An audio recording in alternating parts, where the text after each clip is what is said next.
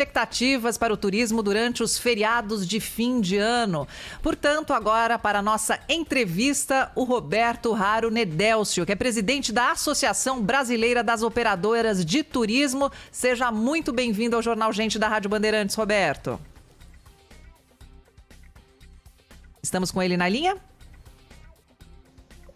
Alô? Pronto. Chegou. Roberto Raro Nedélcio conversando conosco aqui sobre expectativas do turismo, Roberto. E você está com a sua feição, para quem te assiste aqui no YouTube, você está otimista. Verdade ou não? Olha, bom dia a todos, bom dia a todos os ouvintes da Rádio Gente. Normalmente eu sou otimista, porque trabalhar com turismo é muito bom, né? Você está trabalhando com o sonho com as pessoas, todo mundo adora viajar. Nós passamos uma fase bastante dura aí durante a pandemia. Realmente, o turismo foi o primeiro setor a ser afetado e estamos sendo basicamente o último a sair do turismo, dessa afetação da pandemia. Mas as perspectivas estão muito boas, os números estão provando que as pessoas estão com vontade de viajar, as pessoas estão esperançosas e estão viajando. Então, realmente, eu um pouco mais otimista do que o normal. Roberto, conta para os ouvintes da Rádio Bandeirantes, por favor. Há algum tipo novo de perfil hoje do que é procurado por quem vai viajar no Natal, Ano Novo, janeiro, mês alto do verão? Isso mudou de alguma forma por causa da pandemia? Não, mudou sim. Eu acho que todos nós sofremos bastante com essa pandemia e nós demos valores para coisas que nos acrescentem como pessoas. Então, realmente, as pessoas estão procurando mais experiências, estão procurando estar com os amigos, estar com os familiares, as pessoas que elas amam, porque a pandemia acabou afastando todo mundo. Então, a gente sofreu bastante com isso e as pessoas estão procurando bastante viagem. Você tem uma ideia, o Natal é mais família, né? Então, as agências, as operadoras de viagens não sentem tanto, mas para o Réveillon e para o Carnaval, os números estão bastante significativos. Você tem uma ideia, só o Réveillon está representando o mês como se fosse as férias de julho inteira. Então, boa parte das vendas das agências, das operadoras, para o Réveillon estão sendo muito boas. Roberto, diante desse cenário que você está descrevendo, fica ainda mais triste, mais revoltante, mais duro a gente acompanhar o que está se passando com os passageiros da Itapemirim, né? É um revés muito grande para o setor. Não, eu não estou falando só especificamente da empresa, mas que na hora da recuperação venha um degrau, venha uma pedra, venha mais um ponto a ser superado, ou isso acaba sendo diluído diante do bom resultado que vocês estão esperando para o fim do ano? Na realidade, Eduardo, nós temos que dividir, acho que, o assunto, né? Um exemplo. Primeiro, nós temos que questionar por que os órgãos competentes autorizaram uma companhia aérea que já estava com a majoritária dela com recuperação judicial a voar. Então, nós temos notícias que desde o primeiro mês lá de agosto, ela já tinha problemas financeiros. Então, era um mal basicamente anunciado, mas a gente acredita que foi verificado, estava tudo ok. Então, acho que o primeiro fato é esse. O segundo fato é o seguinte, as pessoas que compraram diretamente da companhia aérea vão ter que se acertar com a companhia aérea e ela vai ter que dar o suporte justamente para as pessoas. Por outro lado, quem comprou de uma agência, de uma operadora, ela tem todo o suporte da agência operadora. Então, digamos, na hora de remarcar, a gente consegue remarcar. Nós tivemos vários casos de associados que tinham pessoas para voltarem agora para São Paulo, para os seus destinos, para as suas casas, e não tinham como voltar. Nós tínhamos um associado aqui que nós estávamos com basicamente mais de 100 estudantes em Porto Seguro, de um fretamento, e teve que trazer todo mundo de ônibus, porque não tinha vaga, de última hora, como você ia arrumar vaga nos voos, que os voos já estão quase todos lotados, mesmo porque a malha aérea não voltou ao normal, mas o pessoal tem que se virar. Então, realmente, é um baque, a gente não esperava isso, né? De um modo geral, não queria acreditar que isso fosse acontecer, mas é uma coisa que pesa bastante e afeta todo o setor de certa forma, porque, queira ou não queira, as agências, as operadoras acabam socorrendo o passageiro, tentando fazer o mínimo custo para ele, ou às vezes até sem custo nenhum, e depois elas vão se acertar para resolver a situação com a própria ITA. Roberto, destinos nacionais mais procurados agora para Ano Novo, janeiro, quais são? E tem alguma novidade nessa área? Algum lugar que não costumava chamar tanta atenção, que está sendo mais procurado agora para essa virada de ano? Olha, o mais procurado agora para o final do ano ainda continua sendo Gramado, Canela, por causa do Natal, né? Então, realmente tem uma procura muito grande lá, por todas as preparações que eles fazem. O que está se destacando muito já são destinos mais notados, como Porto de Galinhas, o próprio Rio de Janeiro, o interior do Rio de Janeiro, o interior da cidade de São Paulo e outros destinos que estão aparecendo, que nem apareceu muito recentemente um destino que não estava muito no radar do turismo nacional, que é São Luís do Maranhão. Então, por alguns meses ele já tem aparecido. No mês de novembro não foi assim uma procura tão grande, mas são destinos que têm a tendência de cada vez crescer mais. E está com um crescimento muito expressivo, como você perguntou agora, Jericoacoara e Porto Seguro, né? Então, é praia e alguns destinos de experiência que estão tendo uma procura muito grande ultimamente. Roberto, eu gostaria de saber sobre os cruzeiros, né, que foram impactados aí de uma forma bem grave. Como é que você avalia esse setor agora como um todo? Vai retomar? Vai recuperar? Os cruzeiros já estão acontecendo, né? E realmente tinha um impacto muito grande na questão de segurança sanitária nos cruzeiros. Mas vou tirar agora uma opinião pessoal, tá? Eu me sentiria mais seguro dentro de um cruzeiro do que dentro de um hospital. Eu acho que as condições que o cruzeiro tem de socorrer uma pessoa, ou até de rastreamento, onde que essa pessoa passou, com quem que ela teve contato, e até capacidade de isolamento, é muito grande. Então, se tiver algum caso num cruzeiro, realmente isso é contornado rapidamente. E cruzeiro é uma coisa que está no DNA dos brasileiros, né? Eu só lamento que nós não tenhamos cruzeiros uma quantidade maior e até que fique na costa brasileira, porque ao contrário de outros países, nós temos quase que verão o ano inteiro, vai? Até nosso inverno, comparando com outros países, nós temos um verão, nosso verão. Então podia ter cruzeiro para cima e para baixo o tempo inteiro. Mas, em questão de infraestrutura, em questões governamentais, tributárias, realmente não tem condição de fazer isso agora. Mas é um nicho muito bom. Roberto, o dólar nas alturas, os juros subindo também, que atrapalham lá na frente na hora de dividir pagamentos. Destinos brasileiros, eles vão aproveitar-se desse momento e trazer a preços que sejam não só compatíveis com o mercado brasileiro, mas também com o bolso da maioria? Ou você acha que a tendência é também por causa disso os preços acabarem subindo um pouco? Eu acho que a tendência realmente é subir os preços. Eu acho que os destinos brasileiros, apesar de que quando boa parte dos operadores da Abrastoa, 100% de nós vendemos no mercado internacional.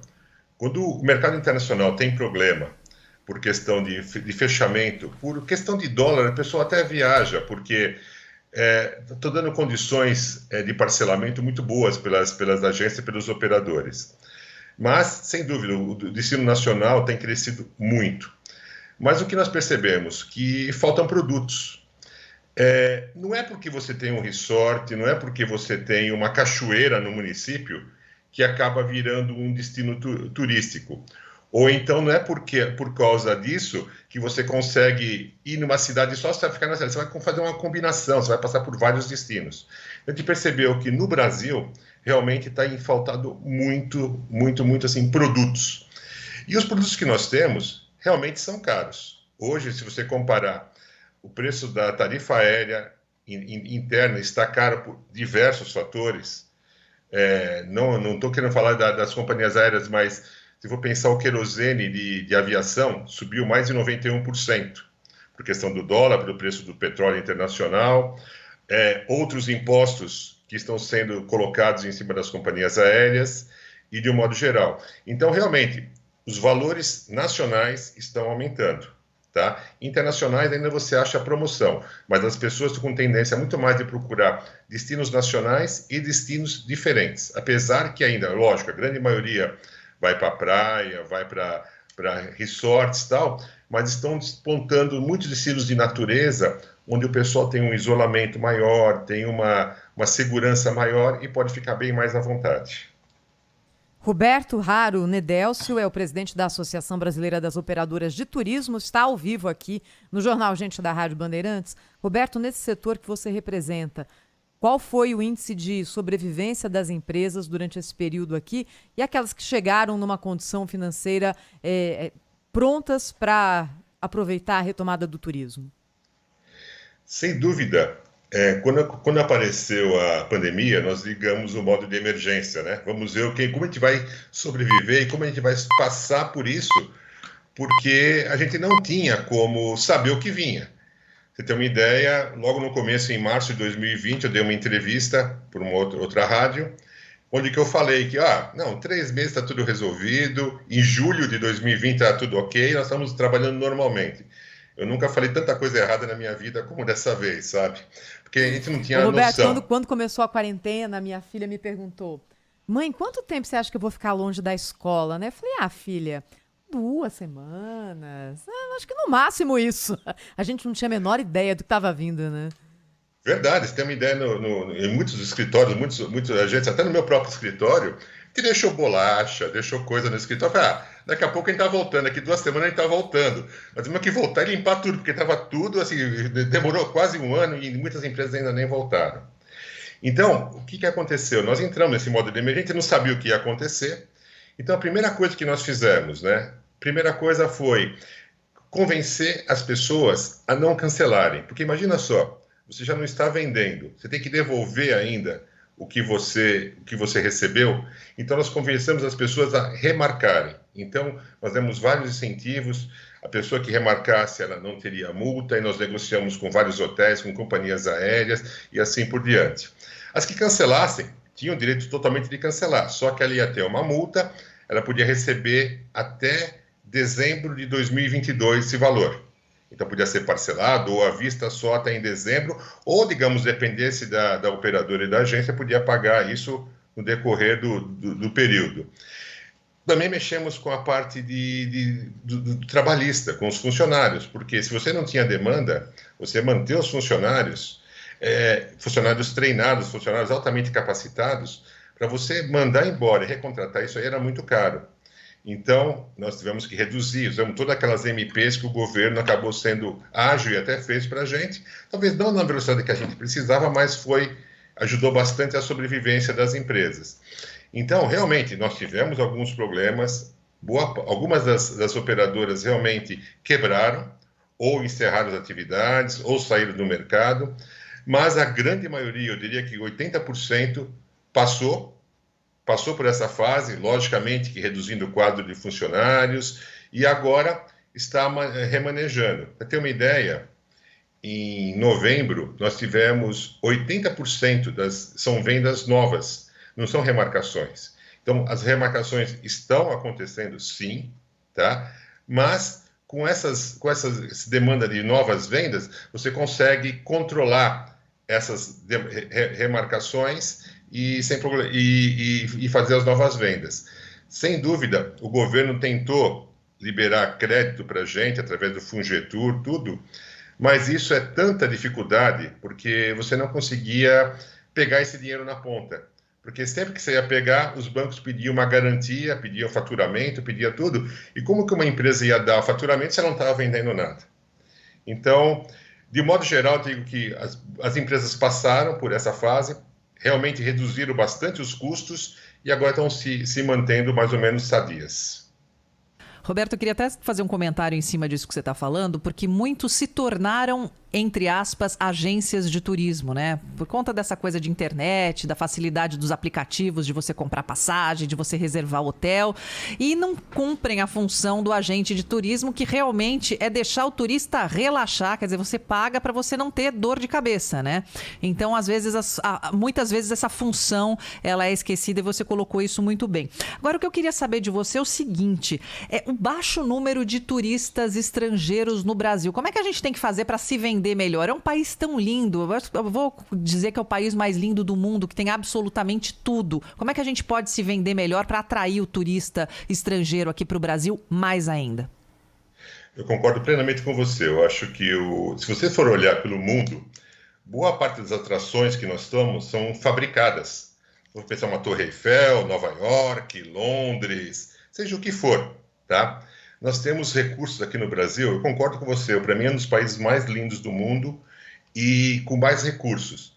Mas, que nem eu volto a falar, faltam produtos. Nós temos que embalar e fazer esses pacotes vendáveis. Não é porque eu tenho uma praia maravilhosa e às vezes eu não tenho uma infraestrutura para chegar lá, sabe? Eu não tenho como usufruir daquele destino, eu não tenho um lugar para a pessoa poder ter uma refeição ou parar o seu próprio carro, ou então depois ter um hotel confortável que possa descansar, ou então montar um circuito onde que as pessoas possam visitar diversos destinos.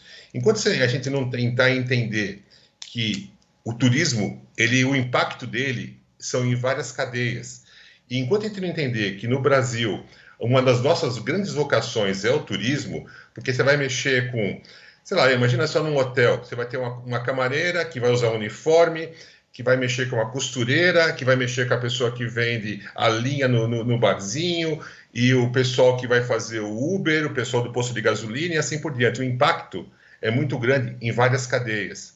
E é uma área que gera muito rápido. Então, nós temos que ter os produtos e mostrar isso lá fora, que o Brasil é um lugar seguro, que o Brasil é um lugar que dá para você viajar. Obviamente, todos os lugares do mundo têm problema. Se você for em Nova York, você for em Madrid, você for em Berlim, em qualquer lugar, você tem o risco de ser assaltado. Assim como no Brasil, você tem que tomar cuidado. Não são todos os lugares que você tem que andar. Mas nós temos que mostrar, porque lá fora estão evidenciadas as coisas ruins do Brasil. Mostram, às vezes, as posições políticas, ou então são exageros que realmente não é realidade. Você tem uma ideia, eu participei de um evento aí em 2019, não, foi 2019, justamente, onde perguntaram para mim, nossa, lamento, a Amazônia acabou, não tem mais a Amazônia. Tem problema? Tem. Tem que ser cuidado? Tem que ser cuidado. Tem que ser muito bem cuidado.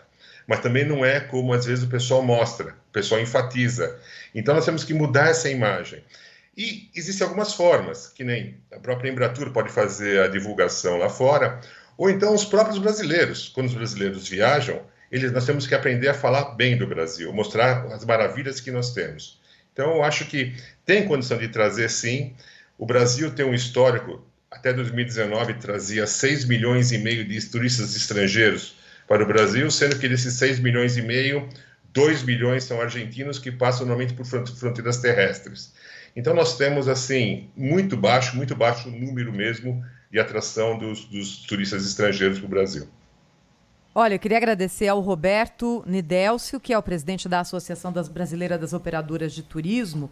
Mas antes disso, Roberto, pode colocar aqui os seus funcionários para entrar em contato com o Eduardo, que ele está fortemente interessado em comprar um pacote para Dubai no mês de fevereiro, coincidente ali, mais ou menos no dia 12, de clubes tá? do Palmeiras. O presidente da República foi para lá não sei quantas vezes, o filho dele foi 5, deve ter alguma coisa muito importante lá. E por um acaso... Vai que, né? Você não se depara com um estádio de futebol na sua frente. Por um acaso não escolhi o mês de fevereiro.